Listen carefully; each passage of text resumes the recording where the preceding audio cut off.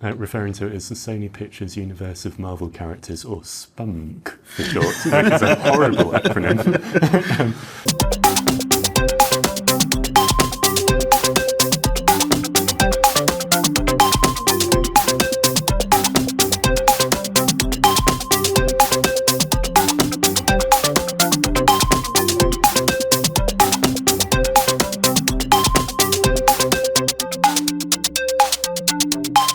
Madden Web is a Sony Spider-Verse movie, but not the same Spider-Verse that's in the comic book movie, in the animated movies. It's in the same movie world as Venom and Morbius. I've seen some places referring to it as the Sony Pictures Universe of Marvel Characters, or SPUNK for short. That is a horrible acronym.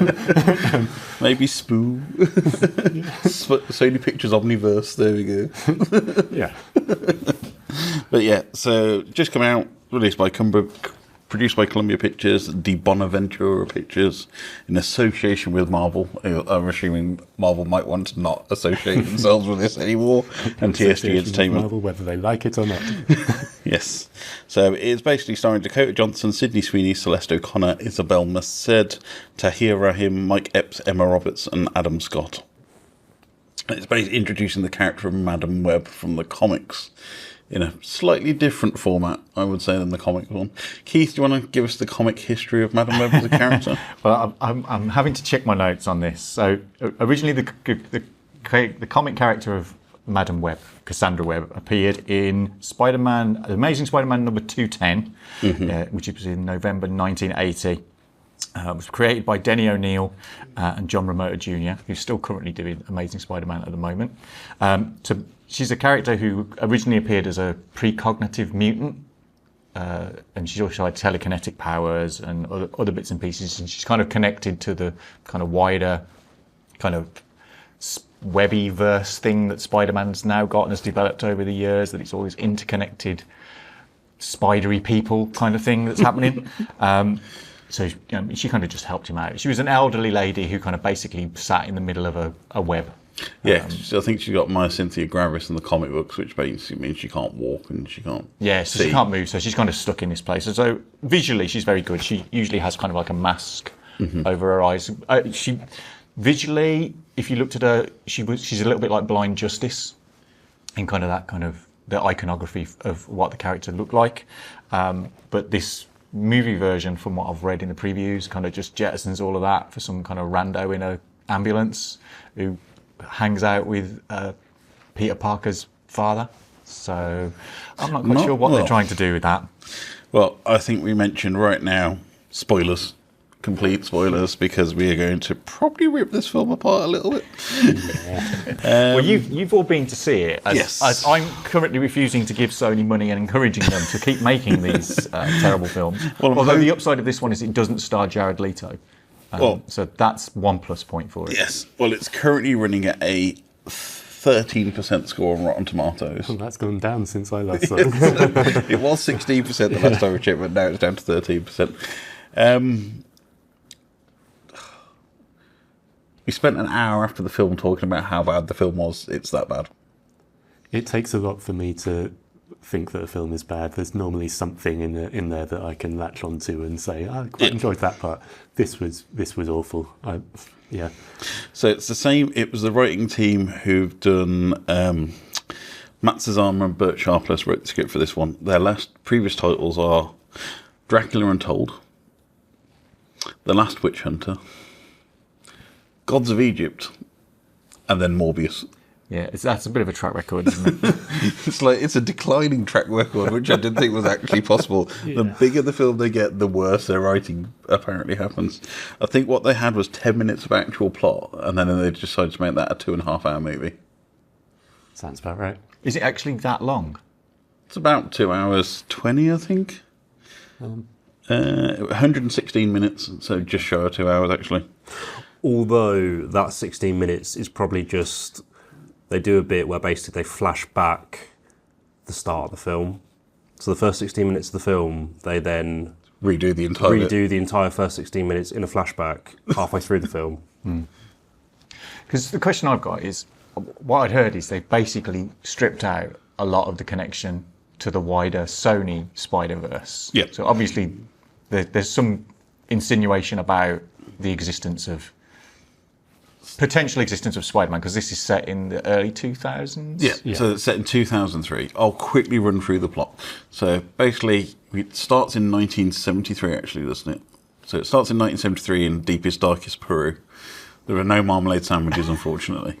It starts in deepest, darkest Peru with Madame Web's mother exploring the jungle to find this spider that can fix lots of things. It's like this magical spider that can cure the world of all its ills. It's got peptides in its venom. Yes, it's got peptides in its venom. And there's also these but they're in this part of the jungle which is quite spooky, because apparently there's this tribe who have like superhuman strength and can climb trees and have venomous fingers. But part of the mythology is they get all these powers from spiders, but she doesn't believe that they exist at all. She writes them in a notebook, which we'll come back to later. But so she hires a bodyguard, because it's in a dangerous part of the Peru, for her and her 2 other researcher friends. We have a scene at a waterfall, which is basically her just saying, "Oh, I found a spider web," and then the guy who's their bodyguard is like, "Oh, I'm almost bankrupt. We need to find this spider." Clanger. and then she just turns up with the spider 30 seconds later with no explanation. She just comes back with a jar with the spider in, going, "I found the spider." And then Mr. Bodyguard guy then shoots the other 2 scientists, tries to wrestle the spider. Oh, she's heavily pregnant as well. She's about 8.5 months pregnant. Sorry, I forgot to mention that. So he wrestles the spider and accidentally shoots her. And then the spider people take shocked pregnant lady, put her in this magical pool, inject her with the spider venom. She dies, and then baby Cassandra Webb starts. And then we have a 30-year time jump to 2003. So is the bodyguard Ezekiel? He is Ezekiel, Okay, so yes. Yeah. So obviously, why would a heavily pregnant lady be stuck out in the middle of the deepest, darkest Peruvian jungle at this point? This doesn't We come seem back to very. that when we have the same 60 minutes of footage later on. But yeah, so we find out Ezekiel now has lots of money and power, but he doesn't explain where any of it's from. He just is rich and powerful now. And has spider powers because he's still got the spider 30 years later, alive in a tank.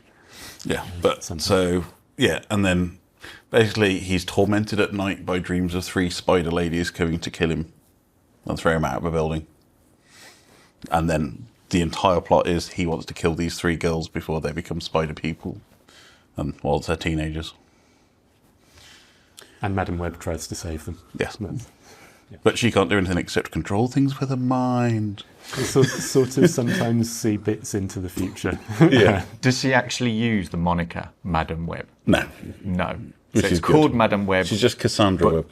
But is the name used at any point in our entire film? Not even at the end. Okay, so there's no I'm going to take on the persona of Madame Web. No, she does get the world's worst reveal. sunglasses at the end of the movie.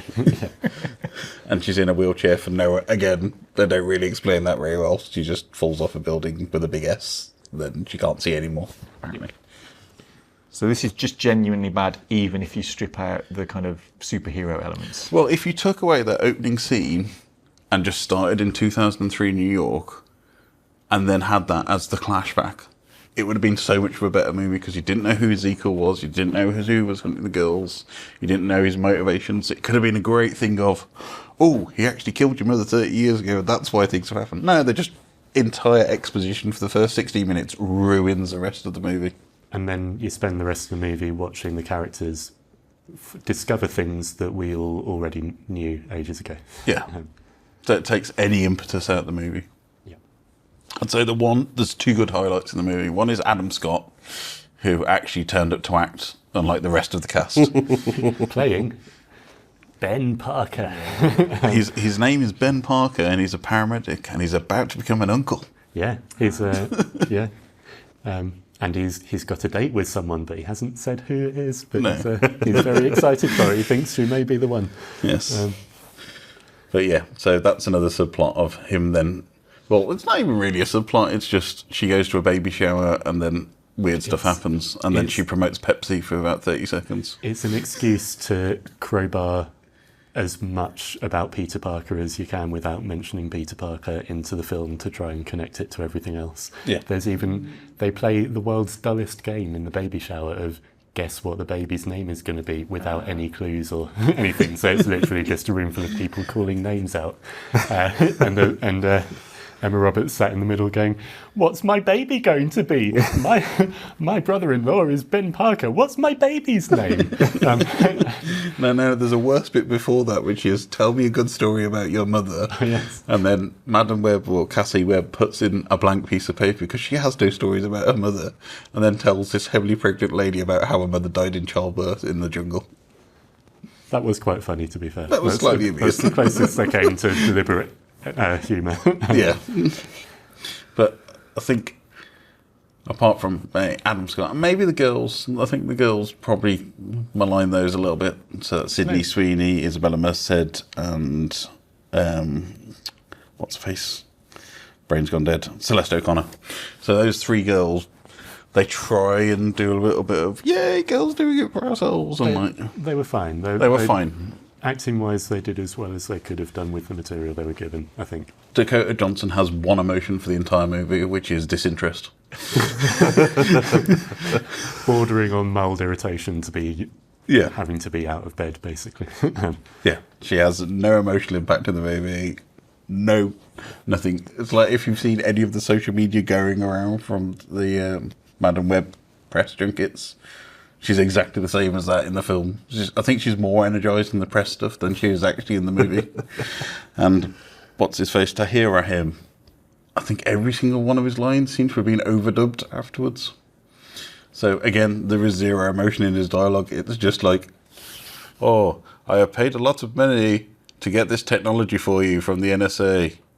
And everything he said was so poorly written. It was just the most ham-fisted villain dialogue. At one point he says something along the lines of, "You're lucky for not having known when you woke up this morning that today was going to be the last day of your life." Well, see, controversially, I would say I think he was one of the only ones who read the script, went, "This is going to be garbage, let's have some fun," because I think he was chewing the scenery quite a lot. Yeah, in a good way. It was. Even to the supervillain falling to the death, going, "No!" It was all very... It was very ham. It was very ham. I think he tried for the Rickman in Prince of Thieves, but failed miserably. This is the problem. It's like, you need to be a good actor to be able to pull off being a ham. Yeah. And he didn't. No, I think it was all just very interesting because everything was a choice, and throughout the entire movie I was just sitting there going, this was a choice. There's obviously a lot of material they could draw from, and they almost deliberately avoided everything they possibly could to make it good. And even with the whole the superpowers not really being, and the whole costume side of things not really being a focus of the movie, I don't think it's necessarily bad if executed properly, but it just wasn't. So the vast majority of the film, as you said, was kind of just didn't really need to happen. Well, a lot of the press posters, I think, had the three girls in like the different Spider-Woman or Spider-Girl costumes, and they're in 2 dream sequences in the whole film, and that's it. They never actually get their powers, nothing like that. It is purely just, we'll have a dream sequence where we'll murder Ezekiel. Is there any explanation as to why Ezekiel wears a suit that looks like a Spider-Man suit? No, Absolutely and he's in and out of that suit every 30 seconds. One scene he's in the suit, next scene he's out of the suit, in, out. There's no explanation. Because that's the thing, you think, why would Spider-Man base his suit around that look? Well, It's like, how does he even know? Does his parents have it at the end of Madam Web and he's hanging up in the closet and he finds it later on? Is that that's cool, but I need to make it red and blue. Well, they try and make an attempt of making them look spidery suited with the Peruvian tribe, which just doesn't work because you see it on screen for about 30 seconds. And I know Sam has major issues with the cinematography as well. Oh, it was incredibly disorienting. They kept spinning the camera around as if they were sort of trying to make it difficult to work out if someone stood on the floor or the ceiling or what. But it just meant that's not how you want to be viewing anything. It's not exciting or dynamic. It's just makes you feel dizzy. Yeah.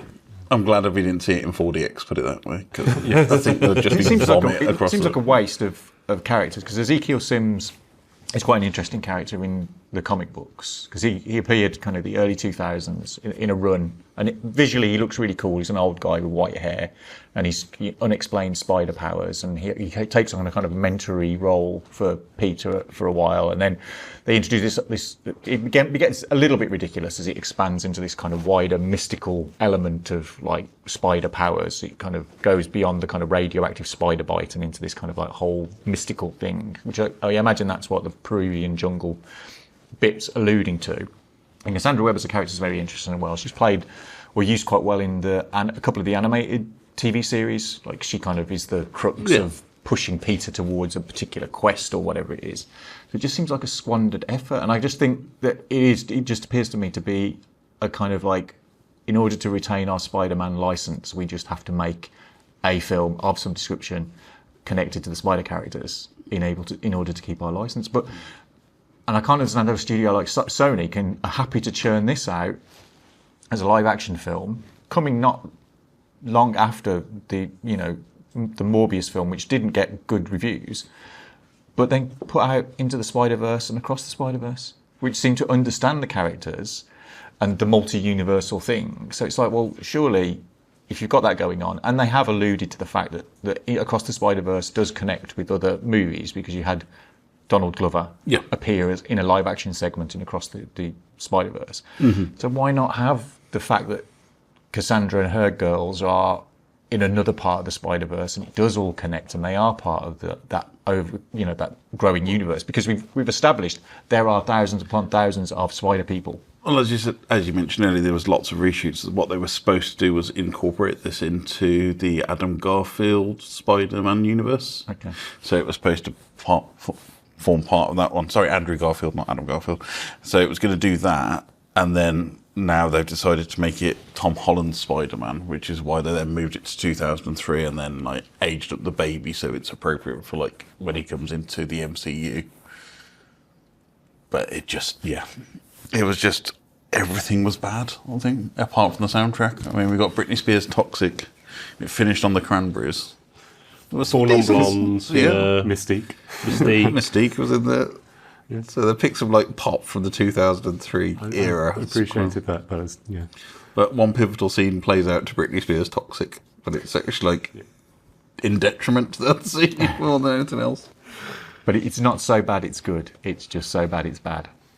Yeah. Oh, one question, because you obviously know the character from the comics better than me. Does she have powers where she can sort of semi-project her existence off into 3 different places at once? Not strictly. No, not strictly. It seemed that was an interesting part of the film. That seemed very... that sequence lasted 30 seconds of her doing like this astral projection bit, being able to pick people up at the same time, whilst stood in front of Ezekiel, and he's just like there going, yeah, I'll give her 5 minutes. Yeah. And then he just decides to punch her, and then it finishes. Yeah. I mean, she has telepathic abilities and stuff as well, so she could potentially, communicate with people telepathically and do stuff like that. But again, in the comics, she's a mutant, and I guess that whether they even address that in the thing, it's all just down to being born from a spider bite. Yeah, she was born whilst her mum was being injected with venom, basically. That's it. So is it like they watched The Last of Us and went, oh, we like that plot thread, that if you get born at the same time as like your mother dies and something weird's happened, you get all these weird abilities. Our friend Phil pretty much nailed it, and he said they could have done something like Edge of Tomorrow with this, and that would have been amazing. They could have had him live through the moment, she dies, resets back, something like that, and that's like checking out the multiple futures of what's going on. And they tried to do it. It's just so ham-fisted the way they do it, just doesn't have any impact whatsoever.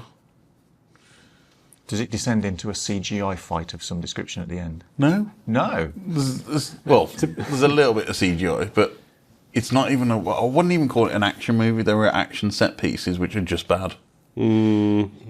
Like there's the one pivotal scene where like Emma Roberts is about to give birth to Peter. They're in a car. Adam Scott's driving her to the hospital. They get surrounded by 6 cars just on a street corner randomly, and it's like, you could tell the set was about this size. They got no budget. They blew up one car. with a grenade that he'd presumably carried there, because I don't think his suit particularly had pockets, despite the fact that he had superpowers that he was intending to use. But one grenade, no yeah. more, just This is the one. one. Yeah, just the one. Yeah. Well, you've got to be careful with grenades, haven't you, really? It's like, you know. Yeah. I think, to wrap this up, Matt, would you ever watch this film again? No. Sam, would you ever watch this film again? Not willingly. Keith, are you ever going to watch this movie?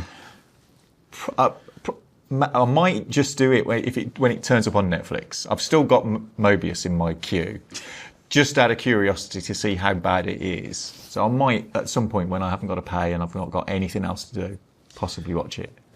But I'm not rushing out to see it at the cinema. I think it's that bad of a film, it's not even good bad enough to be like something like The Room. It will be shelved quietly into the annals of, these are bad films. You mean there won't be a time where people are going to a screening with grenades and throwing one grenade or anything? Because you've set that up. Are there any moments like that? You know, a baby shower? Does anything happen in the baby shower that everybody can do? I mean, even if you think about like The Flash, which is an awfully bad movie, it has the baby scene which made it like so bad it's good. This doesn't have anything. It's just bad. I know you've set up moments that you know at the Peruvian jungle bit, everybody could throw spiders at the screen.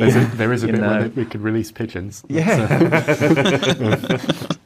I think with a bit of time and effort, we could create a cult version of this movie where it's just about throwing stuff at the screen. I think we need to film Leigh's live reaction to this movie. We strap him to a chair and make him watch Madam Web and just record his response.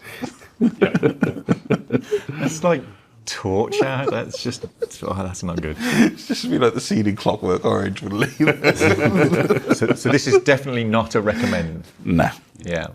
I would pay people not to see this. I'm hoping they do the meme thing again and get Sony to re-release it on a second run and nobody turns up to watch it again. Because it's not been out that long. It's been out, what, a week and a half? It came out on Valentine's Day for no particular reason. Yeah. But since our screen was one of the small screens and there was 14, 15 people in there. Yeah.